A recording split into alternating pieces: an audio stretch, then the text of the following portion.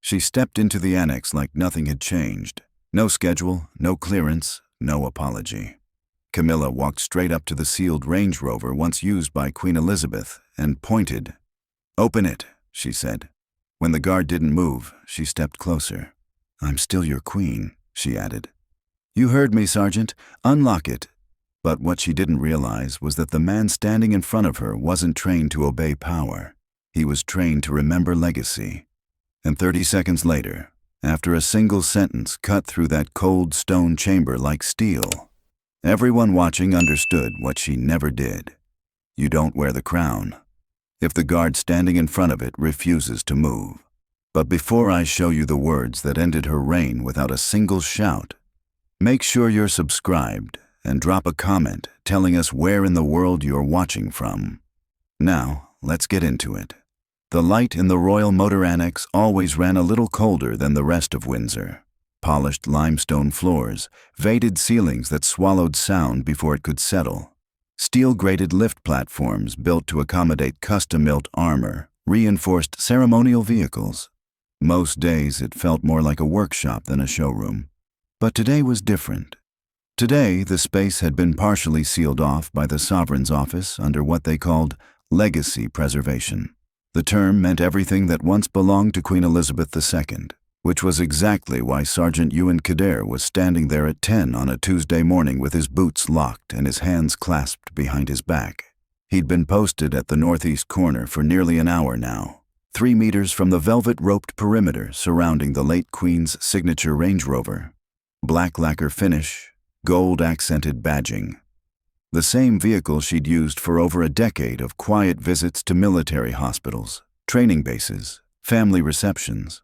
Always unpublicized, always punctual. The kind of arrivals that didn't make headlines because they weren't meant to. Sears' job today was simple. Oversee the quarterly inspection, standard protocol, tire pressure checks, internal air seals, updated mileage logs, confirmation that the preservation conditions hadn't failed. Mechanics had to log every tool. Guards had to sign every movement. It wasn't about security anymore. It was about respect. You and Kildare understood that better than most. 37 now. Coldstream Guard since he was 22. 2 tours in Helmand Province. Bronze-level IED clearance certification. The kind of discipline in his posture that made junior officers stand straighter when they passed him in corridors. There was a stillness about Kildare that didn't waver. Not in sandstorms, not under sniper fire, and not now. As one of the young civilian mechanics fumbled a wrench against the lift rail and muttered an apology under his breath. "No damage," Kildare said without turning. His voice, like his bearing, was measured, steady, the kind that didn't need volume to carry weight. Then the annex light changed. Not literally, just that shift in atmosphere that happens when something enters a space that wasn't supposed to. The kind of change you feel before you see it. A second convoy rolled into the courtyard outside. No warning, no overhead comms chatter, just the unmistakable hum of engines idling too close, followed by the telltale flash of a Royal Standard clipped low on a Bentley hood. But it wasn't the Sovereign's crest. It was the Dodge Consort's, still permitted on personal travel technically, but not here, not anymore. The mechanics stopped what they were doing. Tools hovered mid-air. The junior guard on the south post shifted his weight slightly, eyes flicking toward Kildare for guidance that wouldn't come in words. Even Kildare's jaw tightened just barely beneath the shadow of his bare skin cap. Camilla stepped out of the rear Bentley like she owned the building. Ivory coat dress, cream gloves, low heels clicking against stone with the sharp precision of someone who'd never learned to walk quietly. There was no entourage, just one senior aide, and a younger one trailing behind with a manila folder clutched in both hands like a shield. She wasn't smiling. No wave, no pleasantries, just a fixed gaze toward the sealed vehicle behind Kildare and a tension that spread through the room like cold air escaping containment. Her presence wasn't just unexpected. It was unauthorized.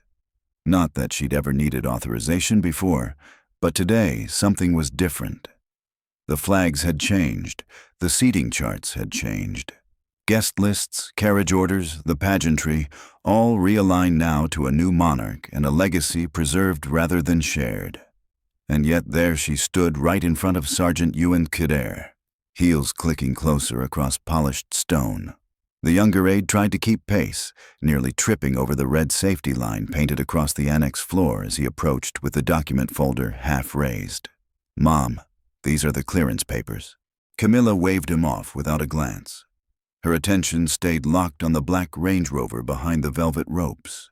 It loomed there like a sleeping beast, untouched, sealed, immaculate. Across the roofline, the faint outline of the late Queen's royal cipher still shimmered beneath preservation lacquer. A ghost, a signature, a warning. Camilla took 2 more steps, then stopped just short of the barrier line, her breath frosted in the cold annex air. Her chin rose. "Open it." The command wasn't barked. It didn't need to be. It was offered the way a woman born into wealth offers anything, as a fact already assumed, already agreed upon, already done. Sergeant Calder didn't move. For 3 full seconds, the annex hung in absolute stillness. Then his voice came. Low, professional, without edge. "That vehicle is under preservation order. Ma'am, access clearance would need to come from the office of the sovereign. Not defiant, not differential. Just the voice of a man who knew exactly what protocol said, and had no intention of pretending otherwise." Camilla's eyes narrowed. "I didn't ask about the sovereign's office." She turned halfway toward the aides and mechanics behind her, her voice sharpening as if she were reading stage directions no one else could follow. "I said, open it." Sear remained still. The younger guard on the opposite end of the annex shifted again, uncertainty flickering behind his jawline. The senior aide stepped forward, hesitating. "Ma'am, if I may, those papers are from March." The classification changed in June under the Preservation Act. The entire fleet. "Then consider this," Camilla said, turning back to Gare. "Your authorization." She stepped closer, her voice dropped. Intimate now, but no less venomous. "I'm still your queen."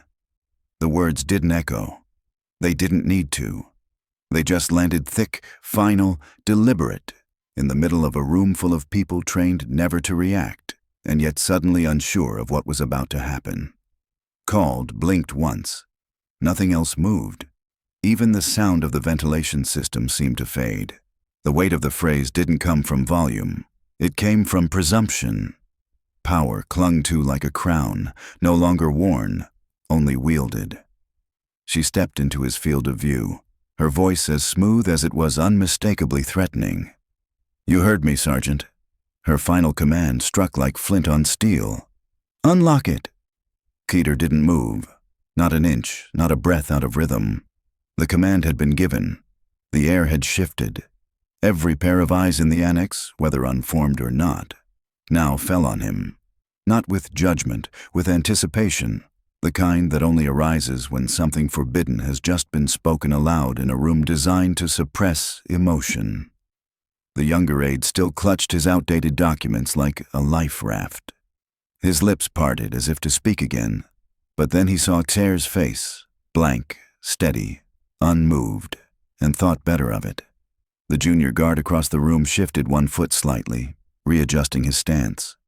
Not breaking posture, just reacting instinctively because everyone in that room could feel it now. This wasn't about the car. It was about control. I said, "Unlock it." Camilla repeated louder this time, sharper. Her clipped syllables slicing through the air with the edge of impatience honed over decades of never being told no. But Dare remained still. He wasn't staring at her. He was staring past her at that invisible point. Guards are trained to find the fixed horizon that anchors the body when everything else starts to tilt. The 2 civilian mechanics stood frozen near their toolkits, their gloved hands suspended mid-air, afraid to make noise, afraid to be noticed. Xer's pulse didn't quicken, his grip behind his back didn't loosen, but something inside had shifted, not out of anger, out of clarity. He'd known this might happen. Not exactly this moment or these words, but this kind of pressure. There had been whispers for weeks.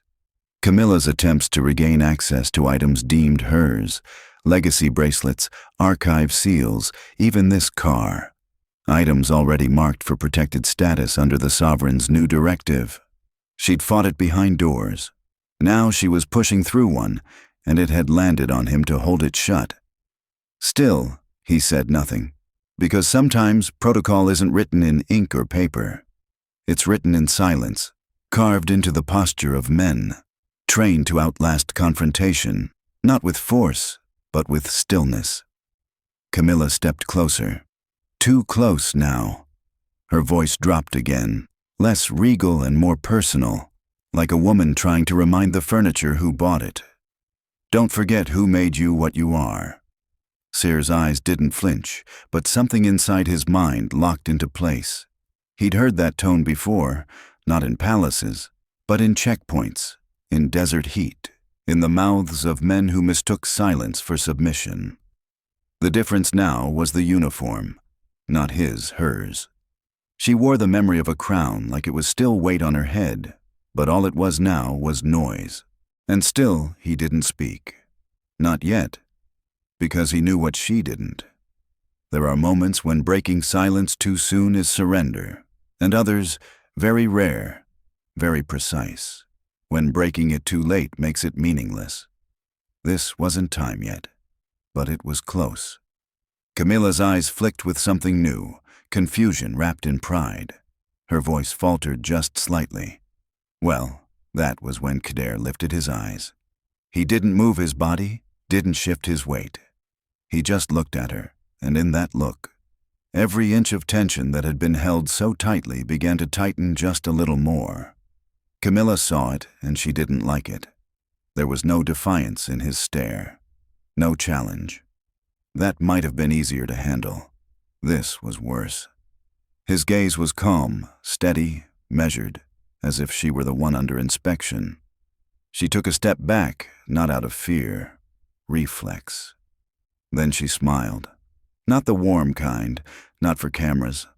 A thin, dry smile, one made of memory and bitterness, and the need to remind everyone in the room who had once walked through this palace with power, unquestioned. She gestured lazily toward him, her hands slicing the air like she was clearing dust. "You were common once," she said, loud enough for all to hear. "Don't think that red jacket hides it." The room contracted. A single sentence had pulled every breath into tighter lungs. Near the western entrance, an older man in a pressed navy pica coat stepped closer to the threshold. 70, maybe older, regimental pin on his lapel, Scots guards, judging by the thistle emblem. His weathered hands gripped the doorframe, knuckles white. He'd been touring the annex with a small group, but now stood apart from them, eyes locked on the scene unfolding. He knew that tone. He'd heard it before. In Belfast checkpoints, in Aden compounds, in 100 places where men in uniform were reduced to something less than human by people who'd never worn one. His jaw worked silently, teeth grinding against words he wouldn't speak. Not yet, but his presence changed the room. A witness who understood. The young aide winced visibly. One of the mechanics turned away, his jaw clenching. Calder didn't move, didn't blink. The air in the annex no longer carried sound. It carried weight. Camilla kept going. "You serve the crown," she said, pacing now. Tight little steps in her heels. "And I am the crown." That was it, the final overreach. The phrase landed with a kind of brittle finality, a historical lie dressed in silk, and every person in the annex knew it. Whether they'd admit it or not, whether they'd say it aloud or keep their eyes lowered like so many had for years. But Kader didn't lower his eyes. He opened his mouth quietly, cleanly. "Not anymore, Mom." The words weren't loud, but they didn't need to be. They slid across the polished floor like a dropped coin in a chapel, small, simple, and utterly shattering. Camilla's body stiffened. She turned sharply toward him, her expression tightening with fury, dressed in formality. "Watch yourself, Sergeant," she snapped. "I am not one of your field officers." Sir didn't flinch. "I have, Mom," he replied, voice calm as still water. Every day of my service. Behind him, the sealed Range Rover sat in pristine silence, untouched, unclaimed. Just a relic of a different kind of authority, a different kind of crown, one built on quiet dignity, not noise. Camilla took one more step toward him, but this time she didn't speak, because somewhere behind her own certainty, she could feel it. The moment was turning. The room had begun to slip out of her grasp, and the man in front of her, he wasn't the one being tested anymore. She closed the distance until they stood nearly eye to eye. She was shorter, but you wouldn't have known it from her posture. Her spine was steel, her voice sharpened to a point. "You forget your oath," she said. "I am still your queen." The annex stood in absolute silence, not just quiet, but that deeper stillness, the kind that comes before a thunderclap or a verdict. The junior guard across the room shifted again, but only slightly. Kader didn't move, didn't flinch, but this time he spoke, and the moment he did, the room changed. "The woman I swore to protect," he said evenly, never needed to say it. The words were clean, unrushed, measured like drill cadence, but each one struck like the sound of boots on parade ground marble, unmistakable and immovable. Gasps didn't echo. They compressed. Tight lungs, wide eyes, the slow realization that something irreversible had just been spoken aloud. Camilla studied Calder beside the sealed Range Rover, searching for defiance and finding only clarity. "Respect isn't worn," he said. "It's remembered, and that memory belongs to her." Camilla straightened. "That tone will cost you your post." Calder didn't flinch. "Maybe. But silence would cost me my name." The annex shifted to something moral and quiet. He stepped half a pace forward. "You say you're still our queen. Queens don't seize what was trusted to memory." That car carried her to funerals, hospital wards, widow receptions. No cameras, just showing up. He spoke of his father, a Royal Fleet technician. Then of the day the late Queen remembered his full name. "Real duty never asks for credit," Calder said. "She never forgot. You wore the title. We carried the cost. In Afghanistan, we said, rank is earned in silence and lost in speech. You can't be queen if the only thing you reign over is yourself." The line landed. The youngest guard stood taller. Camilla had nothing to say. The head conservator, Elwood, stepped forward. "He's right. The vehicle is sealed under legacy classification, no access without the sovereign." The last thread snapped. Calder asked, calm and professional, "Permission to resume duty, ma'am." She walked past him, heels hard on stone, the sound of history closing a door. A veteran in a Navy peacoat, James McLeod, Scots Guards, saluted. "She earned respect by showing up." "So did you later," the young guard whispered, if the risk was worth it. Calder answered softly, "Some posts ask for your name. The uniform doesn't make you respectable. How you wear it does. Stand taller." At 4, Calder received a sealed envelope. At dusk, he bowed to the covered rover. "Rest easy, ma'am. No banners, no press, only memory, and a reign ended by refusal to move." The annex stilled.